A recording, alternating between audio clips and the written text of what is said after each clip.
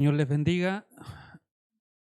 Una tarde hermosa que el Señor nos ha dado en su presencia, donde bendecimos, glorificamos y exaltamos el nombre de nuestro Señor Jesucristo. Quiero invitarlo a abrir sus Biblias en el libro de los Hechos.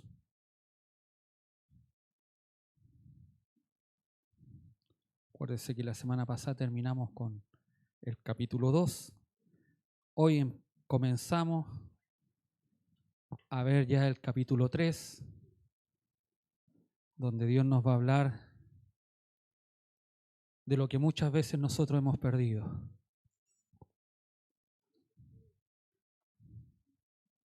Hechos de los Apóstoles, capítulo 3, del versículo 1 al 10. Si lo ha encontrado, lo voy a invitar a que se ponga de pies y le daremos lectura en el nombre de nuestro Señor Jesucristo. Pedro y Juan subían juntos al templo a la hora novena, la de la oración. Y era traído un hombre cojo de nacimiento, a quien ponían cada día a la puerta del templo, que se llamaba La Hermosa, para que pidiese limosna de los que entraban en el templo. Cuando vio a Pedro y a Juan que iban a entrar en el templo, les rogaba que le diesen limosna. Pedro, con Juan, fijando en él los ojos, les dijo: míranos. Entonces él le estuvo atento, esperando recibir de ellos algo. Mas Pedro dijo: no tengo plata ni oro, pero lo que tengo te doy. En el nombre de Jesucristo de Nazaret, levántate y anda. Y tomándole por la mano derecha, le levantó, y al momento se le afirmaron los pies y tobillos.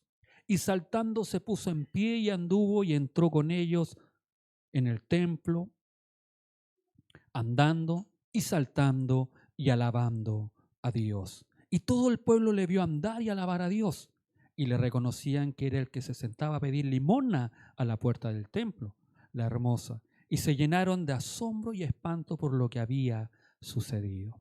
Amén. Tome su asiento.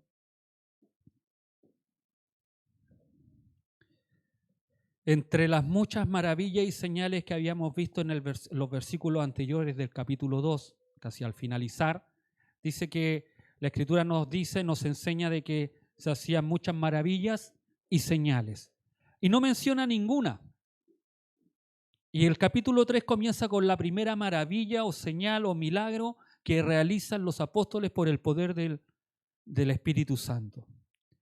Y una señal o un milagro, normalmente nosotros tenemos que tener claro que es la ocasión para entregar un mensaje. No hay milagros por si acaso o por la buena de Dios. Cada milagro que la Escritura registra, cada acontecimiento, cada milagro que Jesucristo hizo, tenía una razón de ser, tenía un porqué.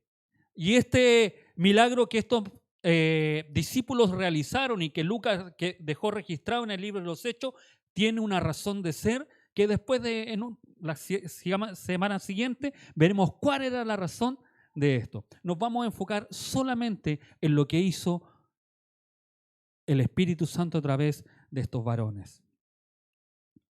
Los cristianos, a pesar de su fe en Cristo y de los nuevos ritos que tenían en ese tiempo, aún no rompían el lazo del judaísmo. Y esto es importante que nosotros lo podamos entender, porque ellos aún seguían yendo al templo.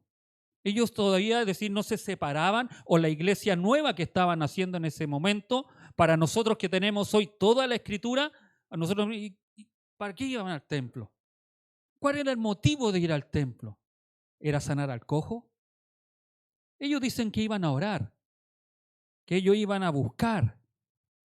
Por eso digo, no debemos perder de vista lo que ellos hacían aún en ese momento. Para ellos se estaba cumpliendo la promesa. Ellos no veían, como nosotros vemos ahora, la religión judía y el cristianismo aparte. Para ellos era un todo, porque Jesucristo estaba haciendo la respuesta a su religión, a lo que ellos habían aprendido. El problema que para los fariseos o para los de la época, esto no cuadraba. A los apóstoles, a los discípulos, sí le cuadraba, Para ellos no tenían problema de decir que Jesucristo era Dios, que era el Salvador, que era el Mesías que estaba prometido en la Escritura. Y a raíz de eso ellos todavía podían seguir yendo al templo, y lo vamos a ver en el libro de los Hechos, que ellos iban constantemente al templo a enseñar, a estar, a meditar, a poder orar al Señor y buscar a Dios en oración. Por eso lo hacía normal para ellos. Hoy nosotros decimos, un cristiano ir a un templo, como que no nos cuadraría de un cristiano que vaya a una sinagoga judía a orar o a los sacrificios que realizaban en ese tiempo aún. Pero debemos entender que ellos no tenían separado el cristianismo. Ellos pensaban que Jesucristo era la promesa, y es verdad, era la promesa para ellos. El problema es que eso a los que gobernaban en ese tiempo, los que eran los sacerdotes, los que llevaban al pueblo a buscar a Dios, para ellos Jesucristo no entraba en sus vidas. ¿Se entiende el por qué ellos iban aún al templo? Versículo 1 que leímos decía, en cierta ocasión Pedro y Juan subían al templo a la oración a la hora 9. En el momento en que era transportado un hombre, cojo desde el seno de su madre, al cual situaba cada día antes la puerta del templo llamada la Hermosa, Preciosa, para pedir limosna a los que entraban en el templo. El día se consideraba que empezaba a las 6 de la mañana, no como el horario que tenemos nosotros, que para nosotros comienza a las 00. No, para ellos comenzaba a las 6 de la mañana y obviamente terminaba a las 6 de la tarde. La hora tercera era a las 9 de la mañana. No se olviden que en el capítulo 2 Pedro explica, oye, es la hora tercera, esa es la de las 9, ¿cómo van a estar estos borrachos? ¿Se recuerdan? La sexta era el mediodía y la novena eran las 3 de la tarde, y estas 3 eran las 3 horas especiales de oración para todo devoto judío. Ellos mantenían ese régimen, ese horario, y que nosotros no tenemos. Y en esto a veces hay que felicitar, y si usted mira, incluso a los musulmanes, cuando llega la hora de orar, ellos donde estén, se paran, ponen su alfombra y se ponen a orar a Alá. Donde ellos estén, en dirección de ellos, dicen, hacia allá está la mezquita, hacia allá. A nosotros nos pueden dar como ese que Joaquín Sabina, las 12, las 3, las 4, las 5, las 6, las 7, y se nos pasó la hora, y es muy tarde, Señor, estoy muy cansado, mañana te oro mejor. Y así podemos hacer algo rutinario todos los días. Lamentablemente no tenemos una costumbre de oración. Hay algunos que sí, y los felicito. Y si hay alguno de ustedes que lo haga, sígalo haciendo. No se canse. Ore para que estos pecadores también lo hagan. Porque es necesario. Amén. Ellos lo seguían haciendo, ellos seguían yendo a orar, a buscar. Y mire, ¿y quién iban? Pedro y Juan. Por eso digo que podemos cambiar esa actitud nosotros. Porque Pedro y Juan fueron los que se quedaron dormidos. No pudiste velar una hora, y los despertaba el Señor. Y después, no solo una vez, sino que fue después otra vez, y de nuevo los halló durmiendo. No pudieron velar una hora. ¿Ve? Esto es algo normal en nosotros. El problema es que nosotros lo hemos normalizado. Pero podemos cambiar. Pedro y Juan iban a orar, iban a buscar, iban a orar a Dios. Estamos de acuerdo que la oración es eficaz a cualquier hora, pero ellos consideraban que era doblemente preciosa cuando se hacía en el templo. Nosotros tenemos una hermana que me pidió permiso una vez, me dijo, pastor, ¿sabe qué? Yo quiero venir a orar acá. Sí, pero yo no puedo venir, pasarle, es decir, que yo venga cuando ella, pero si quiere, venga, ahí están las llaves y lo puede hacer. Le han salido algunas sorpresas, no sé si después de aquella sorpresa siguió orando, pero salieron de esos caminantes que acá abundan, y desde ahí que le dio como cosita. Pero si hay algo que es eficaz, es la oración. Y nosotros no podemos dejar de no hacerlo. Amén. En el Oriente, era costumbre que los mendigos se pusieran a pedir limosna a la entrada de los templos y de los altares. Tales lugares se consideraban idóneos, lo mismo que ahora. Usted va a Santiago, por lo menos los que hemos vivido en Santiago, los que han ido a Santiago, usted pasa por una iglesia católica y siempre hay personas afuera pidiendo limosna. Hay algunos que son de verdad y otros que son de mentira. Lamentablemente se ha mal utilizado y lamentablemente eso ha endurecido el corazón de muchas personas que ahora cuesta ayudar porque otras personas han hecho mal uso de aquella enfermedad, de aquel problema o de aquella de físico que puedan tener. Pero ellos pensaban que la gente, o normalmente la persona que va o que pide limosna, piensa que la gente que va a dar culto a Dios está más dispuesta a ser generosa con sus semejantes desvalidos. Ese es el pensamiento que tiene. Es decir, si nos pusieran una persona fuera de la iglesia que estuviera pidiendo limosna y nosotros la entramos y no le damos, como que, oye, estos vienen a adorar a Dios. ¿A dónde está su amor, su generosidad? Ese es el pensamiento que se tenía. El famoso poeta vagabundo Gales W. Davis nos dice que uno de sus amigos nómades le contó que cuando llegaba a un pueblo buscaba la torre de la iglesia con la cruz y empezaba a pedir por allí cerca, porque había descubierto por experiencia que allí era más generosa la gente. Como queriendo decir que cuando tengas necesidad, estés pasando mal, ándate a la iglesia. Ahí te pueden ayudar o te van a dar. Es como algunas personas piensan que dicen, oye, pero tú no eres cristiano, no eres canuto, tú no dices servir a Dios, ¿por qué no ayudas? ¿Por qué no das? Es el pensamiento que muchas personas, y ese es el pensamiento que se mantenía. Por eso llevaban a este hombre que, dice la Escritura, estaba tullido, estaba cojo desde nacimiento. La oración y la limosna siempre se han juntado como ocupaciones fundamentales de los hombres de sentimiento religioso. El mendigo puede calcular de allí donde los hombres oran, el corazón y las manos se abren con más prontitud para socorrer la necesidad de los pobres. Esta puerta del templo llamada Preciosa o Hermosa, que probablemente se identifica con la puerta llamada de Nicanor, de la que da testimonio Flavio Josefo, y que conducía desde el atrio exterior hasta el atrio interior de la oración.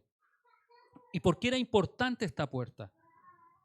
Dice que este Nicanor, un alejandrino, dice que mandó a construir esta puerta y que era la puerta más hermosa de bronce bruñido, en el cual todas las otras puertas, que el templo tenía varias, pero esta era la más hermosa, la más preciosa, y era por donde normalmente entraba la gente. Por eso le llaman la puerta de la hermosa. Este pues, viendo a Pedro y a Juan a punto de entrar en el templo, les pedía limosna. Pedro fijó en él la vista juntamente con Juan y le dijo, míranos. ¿Cuál importante es para una persona que tiene necesidad fijar los ojos, poner atención, dejar todo lo demás que estás haciendo, incluso que tu entorno te pueda distraer, lo físico que pueda estar pasando, tu estado físico o tus problemas, y poner atención? Y este es un llamado de atención a nosotros. Este es un llamado de atención a cada uno de nosotros, que a veces estamos más preocupados de lo que está haciendo el hermano de al lado, lo que está haciendo la hermana de acá o la hermana de allá atrás, o la hermana que no le gustó algo y se paró y se puede, o un hermano que se paró y se puede haber dado vueltas. Pedro le hace un llamado de atención. Mírame, míranos. Deja tu problema, deja tu preocupación, deja tu enfermedad, deja el entorno que están pasando más personas a lo mejor y te pueden dar una mejor limosna, pero pon atención ahora. Y es necesario que nosotros, cuando llegamos al punto de la palabra, podamos poner atención. Y no es el momento de mirar para allá, salir para allá, bajar al baño, hacer esto, ir a tomar agua. No, es el momento de poner atención. Y es lo que Pedro y Juan le está diciendo a este hombre. Este hombre necesitado, muchos de nosotros decimos, yo tengo necesidad, necesito que Dios me hable. Y que no lo hagamos una rutina, una palabra cliché, una palabra que todos los domingos lo decimos, sino que sea algo real en mi vida. Hoy voy a poner atención. Amén. No es que me gusta que me miren, porque bonito no soy, pero sí Dios nos va a hablar algo. Amén. Y él, dice la Escritura, los miraba atentamente. Qué rico cuando a uno le toman atención. Y sabe que esto usted también lo puede hacer. No sé si usted ha ido alguna vez a predicar o le está predicando a alguien y la persona en vez de tomarle atención está haciendo otra cosa. O está cocinando. O está, y le dice, pero ¿sabes qué? Y le habla del esposo que la trata mal, y le habla de los hijos que también la insultan, que pasan por encima de ella, que nadie la respeta, que nadie la quiere, la pega también. Y personas que a lo mejor a ustedes le hablan de todos los problemas que tienen. Y más encima se fue a hacer unos exámenes y los exámenes le salieron malos. Pero la persona que le está diciendo aquellas cosas no la está mirando, no le está tomando atención. Y esto es importante porque aquí esto radica, cuando uno dice, ¿y por qué radica? Porque lo que tú vas a decir tienes convicción. No temes en decir, en desatar una palabra de Dios porque tienes convicción que Dios te va a usar en ese momento. Y es importante que a lo mejor su amiga de la infancia, su hermana, su familiar, su suegra, su suegro, quien sea, puede decir, hey, pare un poco y míreme. Si no lo ha hecho, hágalo. Y con convicción, háblele de la palabra que el Señor le ha entregado durante todos estos años. Y va a ser diferente. Va a ser distinto. Si usted le habla mirando el televisor, no le va a tomar en cuenta. Si le habla a usted ella cocinando, no le va a hacer caso. Está más preocupada de la cocina, que no se le pase la sal, de echarle los condimentos, que de escucharla lo que realmente usted puede decirle en ese momento. Miren. Y por eso me encanta que terminó todo, dejó todo de lado y lo miraba atentamente, esperando recibir algo. Porque cuando se le llama la atención a alguien y le está diciendo, mírame, lo que me va a decir es importante. Este tiene algo para mí. Aunque a lo mejor para aquella persona era que le llenara los bolsillos de alguna moneda, pero era algo importante que él estaba esperando que estos hombres le iban a decir. Por eso es importante que hoy nosotros, cuando evangelicemos, cuando le hablemos a una persona, podamos hacerle ese alto. Para un momento. Porque lo que usted le tiene que entregar a aquella persona no es cualquier cosa. No es una moneda. No es una dipirona. Como cuando uno va a la farmacia, cuando el médico le dice, ya, usted tiene esto, tiene que tomarse esto, y nosotros estamos pensando en cualquier otra cosa, menos lo que el médico nos está diciendo en la receta que debemos hacer. Ya, y después vamos allá a la farmacia y nos entregan la dipirona y nos vamos. No, la palabra del Señor es mucho más que eso. Aunque aquellas dipironas, aquel remedio que el doctor nos receta nos sirve para que nuestro organismo se vaya al resfriado, la influenza o el COVID que podamos haber tenido, ¿es necesario? Sí, pero lo que nosotros tenemos es más poderoso. Amén. Él lo miraba atentamente esperando recibir algo. Pedro le dijo, ni plata ni oro tengo, pero lo que tengo, eso te doy. En el nombre de Jesucristo de Nazaret, anda.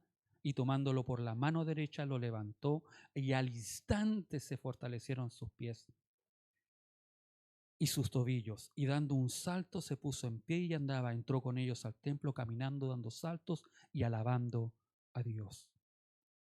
Cuando Pedro habla de la plata y del oro que por valiosas monedas raras veces se dejaban caer en las manos de un mendigo, ya señala aquel don que no puede compararse con la plata y el oro. Lo que Pedro tenía era más que aquellas dos cosas. Le dice que en el nombre de Jesucristo de Nazaret, anda. ¿Qué significado tiene esto? Esta frase. Cuando habla de Jesucristo de Nazaret está dando el lugar, la locación de dónde era y de qué Jesucristo se estaba refiriendo. No nos olvidemos que en ese tiempo el nombre de Jesús era normal, era común. Es como ahora, bueno, ahora están las novelas turcas y usted ve cualquier nombre más o menos así turco, fue por la comedia. Inmediatamente usted lo atribuye a eso. Responder a la firme convicción de la iglesia primitiva de que al poder de curar enfermos que poseyó Jesús Nazaret está a disposición de los creyentes. Si estos en el nombre de este Jesús y con fe en él ponen remedio a una necesidad humana. Ese era el sentido de lo que estaban haciendo ellos. Que en el nombre de Jesucristo se estaba realizando una sanación. El nombre de Jesucristo significa por la autoridad de Jesucristo. Por eso, no por la autoridad de ellos, porque ellos los miraron como, lo que hicieron estos hombres. Lo que hacen ustedes a veces cuando oran y ungen a los enfermos y los enfermos sanan. No somos nosotros. Es el poder del Espíritu Santo obrando. Es a través de ese poder del Espíritu Santo que estos hombres obraban. Para algunas personas o para algunas denominaciones piensan que eso hoy no se da. Yo sigo insistiendo que eso sí está, sí se puede hacer, y si Dios lo ha hecho en ese tiempo, lo ha hecho en este tiempo, lo seguirá haciendo hasta que Cristo venga a buscar a su iglesia. Es algo que hemos visto, hemos palpado. Hemos visto cómo Dios ha sanado. Los enfermos eran considerados como impuros por la ley judía. Eran excluidos del servicio del templo. Y tampoco podían entrar en el templo. Los enfermos debían mantenerse afuera. Y esto es lo que me encanta de este milagro, que es un milagro que se va haciendo a medida que va ocurriendo los hechos. Porque este cojo dice que era de nacimiento. Más adelante en Hechos capítulo 4 dice, cuando Pedro defiende y habla, dice que este cojo era de 40 años ya tenía. Y había nacido en esa condición. Yo veo al niño de nuestra hermana Paulina, a Víctor Emanuel. Cuando comenzó a caminar no caminó de primera. Y ninguno de nosotros hemos tenido el milagro de caminar apenas nos pusieron en pie. Nos caímos, aún algunos nos caímos, nos tropezamos, ¿o no? Y cuando nos vamos poniendo más viejitos, también se nos doblan y se caen nuestros viejitos. Que espero que usen bastón para que no se caigan, porque las caídas, cuando uno está más grande, cuesta más sanarse. Pero nadie camina con solo levántate y anda. Nosotros le ponemos a nuestros hijos, le decimos, ya lo paramos, ya lo levantamos, anda ahora. Y se quedan ahí, anda, venga. Y lo llamamos y le poníamos carita, venga mi niñito, mi regalón, mi bebé, Y cuando daba un pasito nos sentíamos, pero, dio un paso, dio otro paso, qué rico. Y nos alegrábamos, nos contentábamos. Por eso, porque uno de nuestros hijos dio pequeños pasos pero no estaban firmes sus pies. Se volvía a caer, pero nosotros ahí íbamos y le ayudábamos y lo levantábamos. Y hacíamos que no llorara tanto para que no sufriera, para que después pudiera seguir caminando. ¿No es así? Y este es el milagro. Por eso este hombre se alegra, se contenta. Por eso la gente queda atónita, queda asombrada. ¿Por qué? Porque este hombre, 40 años, no tenía músculo en sus rodillas, en sus piernas.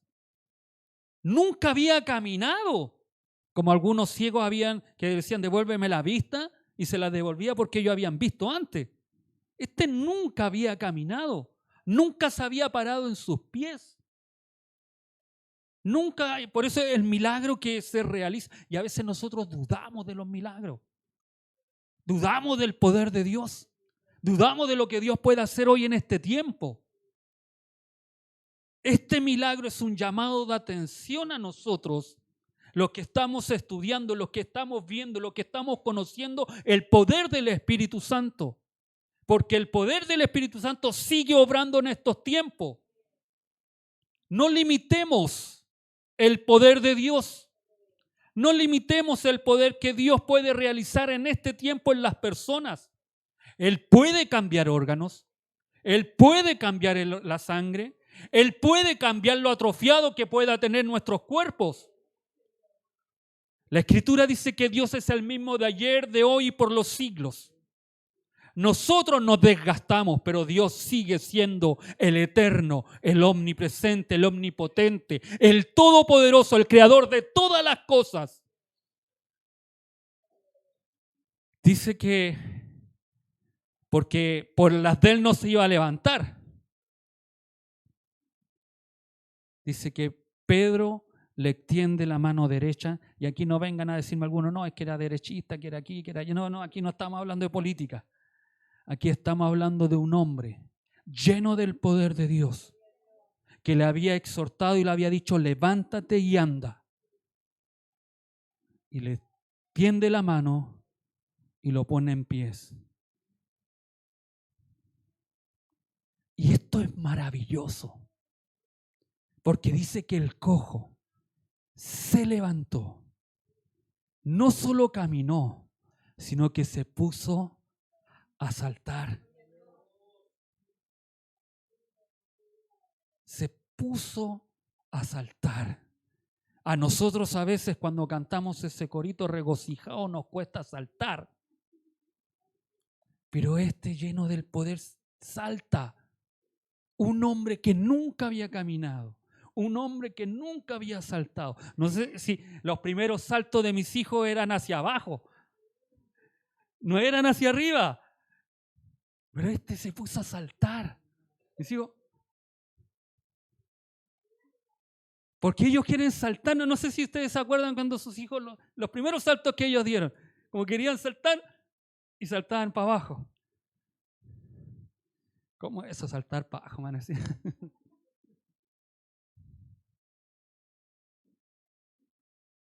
Pero se pone a saltar. Se pone a saltar. ¿Sabe que Jesucristo cuando viene al ser humano, cuando la palabra del Señor entra en cada uno de nuestras vidas, de nuestros corazones, cuando la hacemos patente, cuando tenemos convicción de esto, hacemos lo que este hombre puede hacer? Él estaba, no nos olvidemos el escenario, él estaba destituido, como tú y yo, destituido, al margen. Lo único que te cae, que podías recibir era la limosna. Nada más podías recibir, una limosna. No podías recibir nada más. Pero en ese momento se le aparecieron dos hombres que creyeron en Jesucristo, que creyeron en lo que Cristo estaba haciendo en su iglesia, que creyeron en la palabra. Por eso no dejes de creer, amado hermano o hermana, que Dios en este tiempo puede obrar. No solo en sanidad, porque aquí lo que más uno podría resaltar es la sanidad ¿Qué se hizo en este hombre? Que era un hombre que no caminaba, que era un hombre que no tenía esperanza de caminar. Y de la noche a la mañana, en un instante, en un abrir y cerrar de ojos, en una oración que era de las 3 de la tarde, donde había mucha gente, Dios obra en sanidad. Perfecto. Pero lo más hermoso que uno puede ver de este hombre, que era judío, pero había sido destituido, era paralítico, era mal mirado. Por los sacerdotes era un pecador. Porque no nos olvidemos que la enfermedad en ese tiempo, alguien que naciera con un defecto físico, lo miraban que era un pecador. Y no tenía esperanza, no tenía remedio y tenía que irse al infierno, al Hades. Pero el amor de Dios, el poder del Señor, cuando Pedro y Juan fijan la mirada, uno podría decir, este pobre hombre no tiene nada. ¿Para qué? Pero lo primero, fuera de restituir su parte física, restituye su comunión con Dios, su relación con Dios. Se olvidó de quién era. Se olvidó que a lo mejor andaba con ropas andrajosas. Se olvidó de que a lo mejor vestía pobre. No tenía nada decoroso para entrar al templo. Pero de eso él se olvidó. Dice la Escritura que él entró caminando y saltando, alabando al Cordero de Dios. Alabando a Dios. El que no podía entrar estaba dentro. El que no podía adorar estaba adorando. El que no podía decir gloria a Dios a lo mejor. El que no podía expresar con sus labios porque siempre había sido marginado. El que no podía saltarle al Cordero de Dios estaba saltando al Cordero de Dios en el templo. Y entró, dice la Escritura, con Pedro y Juan. Todo el pueblo lo vio andar por su pie y alabar a Dios. Y reconocieron que aquel era el mismo que sentado pedía limosna. No era otro. No lo cambiaron. Era el mismo que estaba junto a la puerta por mucho tiempo. Y esto es lo maravilloso, que mucha gente lo conocía quién era. No podían decir que esto no es así. Se asombraron, se maravillaron. El inválido ya podía caminar, podía saltar, podía trasladarse. Entró con ellos a adorar el nombre del Señor. Le dije que los milagros siempre tienen una razón de ser, los que la Escritura nos registra. A veces queremos llenarnos de milagros. Que Dios haga milagro, haga milagro, haga milagro. Y Dios siempre ha hecho milagros en nuestras vidas. El problema es que nosotros muchas veces no hemos sido como este cojo.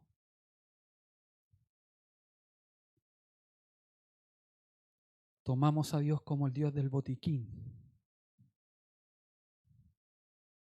que tiene que estar ahí para cuando yo lo necesite.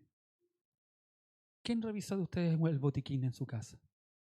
¿O quién de ustedes tiene un botiquín en su casa? Cuando les duele la cabeza, van a ver si hay paracetamol o aspirina. Cuando se cortan un dedo, recién van a ver si hay parche curita.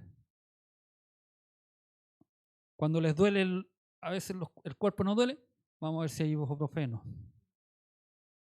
Cuando nos duele una muela, Colmex. Cuando estamos mal de la guatita, Viadil.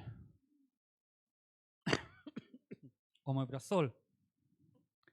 Solamente cuando tenemos necesidad. Pero ¿quién de nosotros venimos a adorar al Señor? Cuando estamos bien. ¿Quién de nosotros le damos gracias al Señor por las bendiciones que día a día nos da, nos entrega? Porque pudimos abrir nuestros ojos, podemos despertar, podemos ver a nuestros hijos. ¿Quién de nosotros viene y adora a este Dios maravilloso por lo que el día a día nos hace vivir o nos da la oportunidad de poder vivir? Por eso me encanta la historia de este cojo. ¿Hizo un milagro? Sí, hizo un milagro. ¿Sanó? Sanó. ¿Se levantó? Se levantó. ¿Cómo lo hizo? No sé.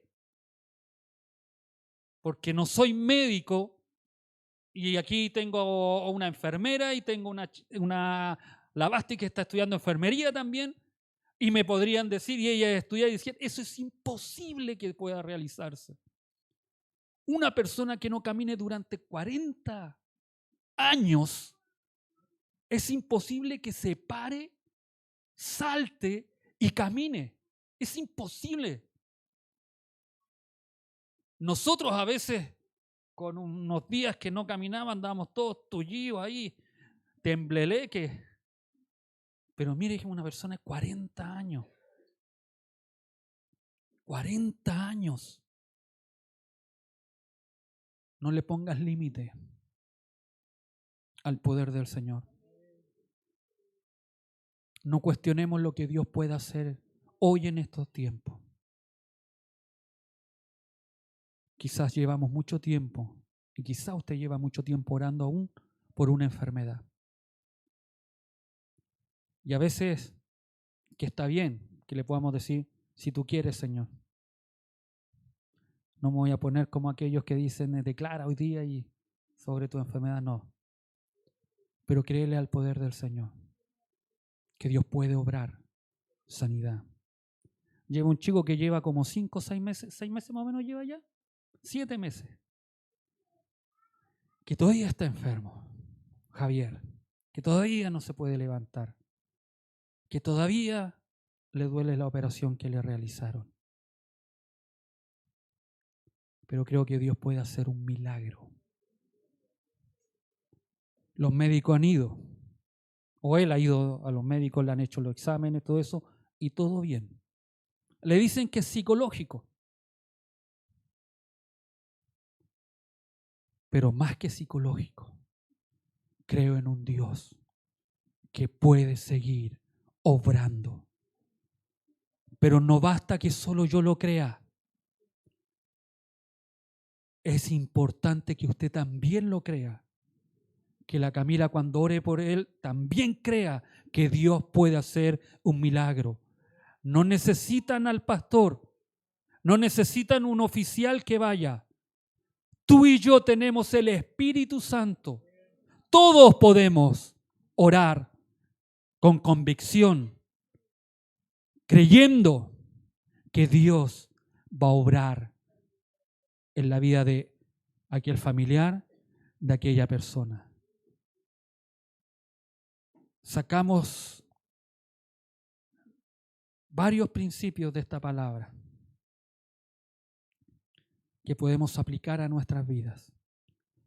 Y el que más me encanta es aquel que tú y yo podemos realizar cuando le hablamos a una persona. Mírame. Mírame y pon atención.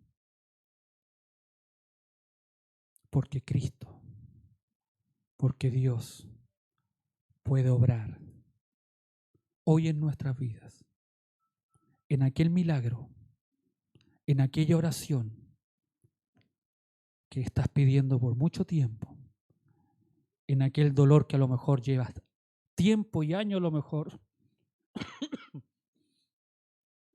Dios hoy puede obrar en tu vida. Ese dolor de hombro por tiempo, hoy Dios puede llevárselo. Ese dolor de estómago, Dios hoy tiene poder. Y no es que antes no haya tenido poder, siempre ha tenido poder. El problema, como dicen, no es Él, soy yo. Yo soy el que condiciono muchas veces el que Dios no obre en mi vida. el que Dios no obre en nuestras vidas. Confíe plenamente en el Señor. Este milagro se dio en la estrecha búsqueda del Señor. ¿Queremos que Dios obre? Empecemos a buscar del Señor. Un sacerdote dijo que ya no debieran existir mendigos afuera, porque la iglesia ya tiene plata para sustentarlos. Pero también le dijeron a ese sacerdote que es lamentable que la iglesia tampoco pueda hacer hoy los milagros como la sanación de aquel cojo. Aunque tenga todo el dinero y pueda dar, muchas veces nos quedamos solamente con que no podemos hacer aquellos milagros. Creo y estoy seguro que si empezamos a buscar, no solo de palabra, sino que de corazón, empezamos a servir al Señor, empezamos a orar con intención al Señor, Dios empezará a obrar milagros en nuestras vidas. Dios ha hecho cosas maravillosas. Han habido sanaciones, oraciones, Dios ha realizado, pero no podemos conformarnos con solo eso. Debemos querer más. Debemos querer más. Nunca se olvide que cada milagro nos da la oportunidad de testificar de Cristo. La oportunidad de hablarles a otros de Jesucristo. No de nosotros, no de una iglesia que hace milagros, no de la iglesia que hace esto, otro, porque los milagros los hace el Señor. Amén. Dele gracias al Señor porque lo ha utilizado a usted. Porque usted ha sido el instrumento para que Dios obre. Pero es tiempo en que busquemos aún más aquella llenura del Señor. Amén. Póngase de pies.